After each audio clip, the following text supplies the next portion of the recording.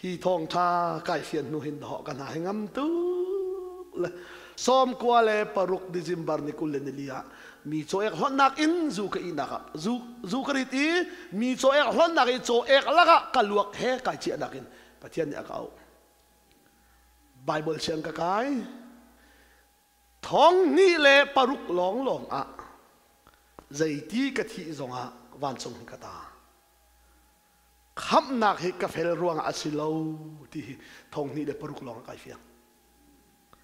chu nu chun bei ka thong tha pathian ni ka then chu lan thama chun camping kan to le kala hin se tan kan soi le kala hin ji su kan soi le tu sana ban thim kan ti ko te chu bei kan chim ko chu a tha tuk ve pathian chu tha tuk le khati jong mem piang thar khau ko asinan nangam nak an nei lo te ani thim zana pathian fan ro le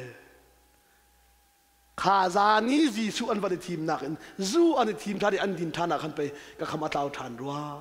an ti ko chu pathian be fian ha su ulanam na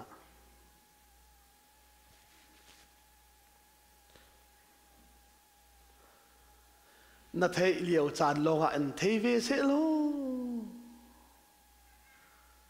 zung zal khap nak akan pek mi kan ma kan ken ter salo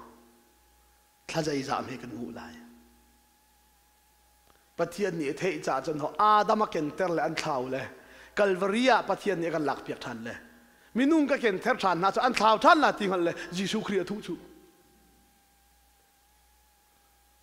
Bible chunga khria kan umti mi vel dei tu tam cha fian ha